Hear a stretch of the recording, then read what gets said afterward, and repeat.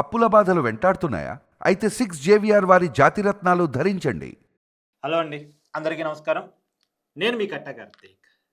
గగనతరమైన cricket ground అయిన పాకిస్తాన్‌తో తలపడితే విజయం ఎప్పటికీ భారత్‌దే అని మరొకసారి రుజువైంది. నిన్న ఆసియా కప్ ఫైనల్‌లో పాకిస్తాన్‌తో తలపడినటువంటి భారత్ జట్టు రసవత్తరమైనటువంటి పోరులో చివరిదాకా పోరాడి మొత్తానికి గెలిచి అద్భుతమైనటువంటి విజయాన్ని అందించారు. కప్పు గెలిచినప్పటికీ కప్పును మాత్రం భారత్ టీం అందుకోలేదు. భారత్ టీం కప్పుని అందుకోలేకపోవటానికి ఉన్నటువంటి కారణం పాకిస్తాన్ సంబంధించినటువంటి మంత్రి ఎవరైతే ఉన్నారో పాకిస్తాన్ క్రికెట్ బోర్డ్ ప్రెసిడెంటు, అతనే ఏషియన్ క్రికెట్ కౌన్సిల్ ప్రెసిడెంట్‌గా కూడా ఉన్నారు. అతని చేతుల మీదుగా కప్పిస్తున్నారనే కారణం చేత మన వాళ్ళు ట్రోఫీని తీసుకోవడానికి నిరాకరించారు.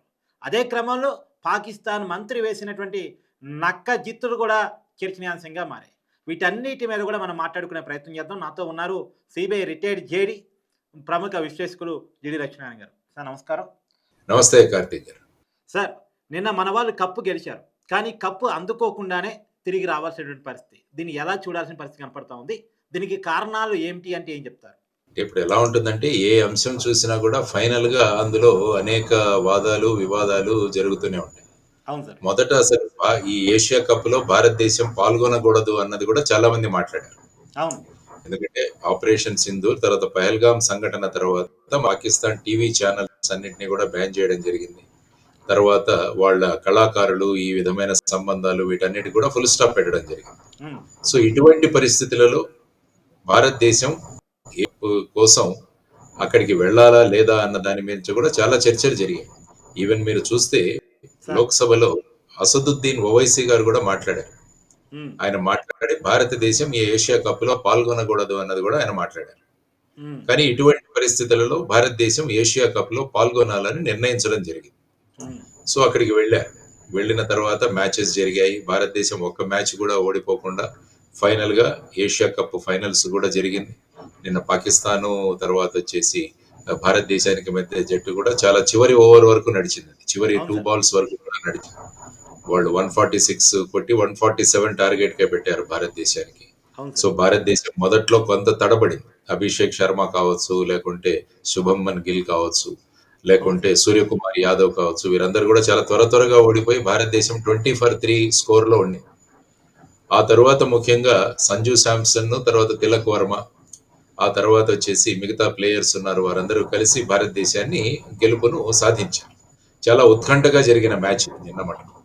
సో ఆ మ్యాచ్ జరిగిన తర్వాత మరి ఫైనల్ గా భారతదేశం ఏషియా కప్పును తీసుకోవాలి. ఐ థింక్ 9th టైం అనుకుంటా ఒక రోలో వచ్చిన ఏషియా కప్ మన దగ్గరే ఉంది. మళ్ళా కూడా మన వాళ్ళు తీసుకున్నారు. కానీ యాక్చువల్ గా ఇంతకు ముందు జరిగిన భారత్ పాకిస్తాన్ మధ్య మ్యాచ్ ఏషియా కప్ లోనే చూస్తే పాకిస్తాన్ ప్లేయర్స్ యొక్క వాళ్ళ హావభావాలు కొన్ని అభ్యంతరకరంగా ఉండేవి. ముఖ్యంగా ఒక వ్యక్తి score I think half century చేసిన తర్వాత వాళ్ళ బ్యాట్స్మెన్ బ్యాట్ను ఒక AK-47 రైఫిల్ లాగా పట్టుకొని అలా ఫైర్ చేయడం, తర్వాత ఇంకొక ఫీల్డరు ఫీల్డింగ్ చేస్తున్నప్పుడు ఆ విధంగా మన అహ్మదాబాద్ లో ఏదైనా సంఘటన జరిగిందో, లేకుంటే అక్కడ ఫైటింగ్ లో జరిగిన మన ఆపరేషన్ సింధూర్ లో జరిగిన ఈ విధంగా విమానం కింద పడింది అన్న దాన్ని కూడా ఒక జెస్చర్స్ తో చూపించింది. సో ఇవన్నీ కూడా భారతదేశం ప్రతిఘటించింది, దాన్ని కంప్లైంట్ కూడా చేయడం జరిగింది.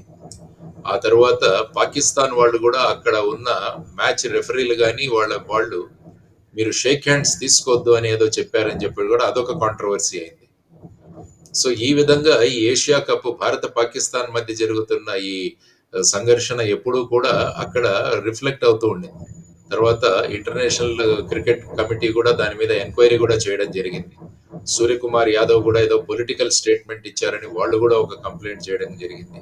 సో ఇటువంటి అంశాలన్నీ జరుగుతున్న సందర్భంలో నిన్న పాకిస్తాన్ వాళ్ళ దగ్గర ఈ మ్యాచ్ యొక్క ట్రోఫీని తీసుకోవడము అన్నది ఒకటి ప్రధానమైన అంశంగా నిలిచింది.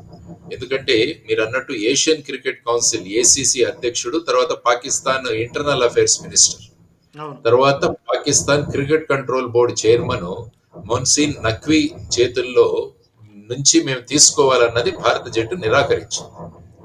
అందువల్ల భారత్ జట్టు ట్రోఫీని వేదికపై ఎప్పటికీ అందుకోలేదు. చివరికి ఆటగాళ్లు ఖాళీ చేతుల్లోనే సంబరాలు జరుపుకున్నారు. ఆ తర్వాత మీరు చూస్తే భారత కెప్టెన్ సూర్యకుమార్ యాదవ్ మీడియాతో మాట్లాడుతూ మమ్మల్ని ట్రోఫీని లిఫ్ట్ చేయకుండా అడ్డుకున్నారని చెప్పేసి ఆయన వ్యాఖ్యానించారు. బీసీసీ కూడా చాలా స్పష్టం చేసింది. ఏం చేసింది? జట్టు ముందుగానే నిర్ణయం తీసుకుంది.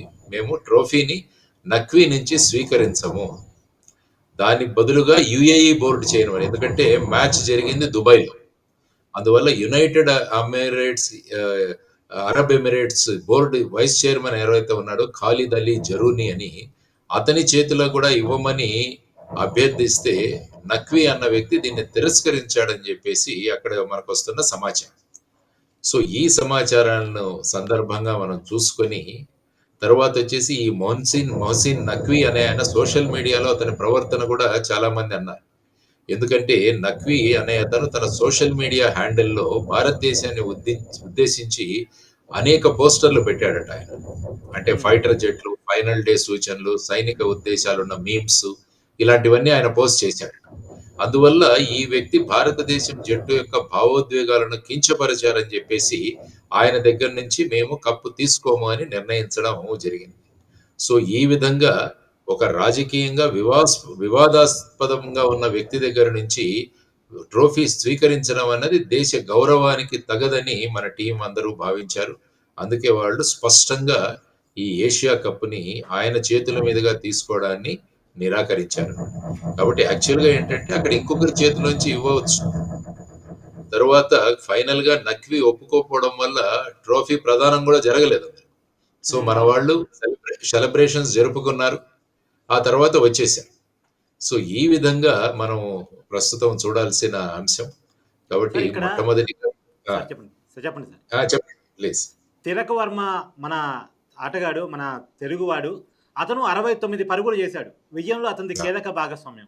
అయితే ఇక్కడ కూడా కీలకమైన చర్చ ఏంటంటే 6+9 15 15 శిబిరాలు పాకిస్తాన్లో ఉన్నటువంటి ఉగ్రవాద శిబిరాన్ని మనం ధ్వంసం చేసి వచ్చాం. అది ఆపరేషన్ సింధూర్ సంకేతంగా 69 పరుగులు వచ్చేలా తిలక్ వర్మ ప్లాన్ చేసుకున్నాడు అనేటువంటి చర్చ కూడా నడుస్తూ ఉంది. దాని మీద అంటే ఇప్పుడు ఏంటంటే పోస్ట్ మార్టం మనం చేస్తుంటాం, తర్వాత సంఘటన జరిగిపోయిన తర్వాత రకరకాలుగా బయటకు వస్తాయి. ఎందుకంటే అక్కడ ఫైనల్ గా భారతదేశం చాలా క్లిష్ట పరిస్థితిలో ఉండింది. 20-3 అన్నది, అది కూడా ఫైనల్ మ్యాచ్, సెకండ్ బ్యాటింగ్ చేయడం అంటే ప్లేయర్స్ మీద చాలా టెన్షన్ ఉంటుంది. యాక్చువల్ గా భారతదేశం నిన్న మొదట బౌలింగ్ తీసుకోవడం దాని గురించి కూడా చాలా మంది మాట్లాడారు. టాస్ గెలిచిన తర్వాత మనం బ్యాటింగ్ చేయవచ్చు కదా అన్నది కూడా మాట్లాడారు. సో ఫైనల్ గా అది తీసుకోవడం వల్ల ఇప్పుడు జరిగిన తర్వాత అనేక విశ్లేషణలు వస్తుంటాయి. దాంట్లో 69 కొట్టాడు, దానివల్ల 15 స్థావరాలు, ఇవన్నీ ఓకే, నో ప్రాబ్లం. ఫైనల్ గా భారతదేశ జట్టు గెలవడం అన్నది చాలా శుభ సూచకం, చాలా మంచి పరిణామం. ఎందుకంటే ఇప్పుడే ఆపరేషన్ సింధూర్లో ఏ విధంగా విజయం సాధించామో మొత్తం భారతదేశం కూడా చాలా ఉత్కంఠగా చూస్తోంది ఈ ఫైనల్ దిశగా. సో ఇందులో భారతదేశం ఖచ్చితంగా గెలవాలని అందరూ కోరుకున్నారు. సో ఆ విధంగా భారతదేశం మొదట కొంచెం తటపటాయించినా కూడా ఫైనల్ గా కప్పు స్వీకరించారు. ఆ తరువాత భారతదేశాన్ని కించపరిచిన వ్యక్తి ఎవరైతే ఉన్నారో ఆ వ్యక్తి దగ్గర నుంచి మేము కప్పు స్వీకరించమని కూడా మన స్టాండ్ని కూడా చాలా స్పష్టం చేశారు. అది కూడా మనం మెచ్చుకోవాల్సిన ప్రధానమైన అంశం. అంటే సాధారణంగా గేమ్స్ లో, స్పోర్ట్స్ లో రాజకీయాలు రాకూడదు అంటాం. కానీ ఏమవుతుందంటే వాళ్ళు చేసిన ప్రవర్తన ఏదైతే ఉందో దానికి ధీటుగా మన వాళ్ళు ప్రత్యుత్తరం ఇచ్చారని మనం అనుకోవచ్చు. అంటే ఆటలోను, ఆట బయట కూడా.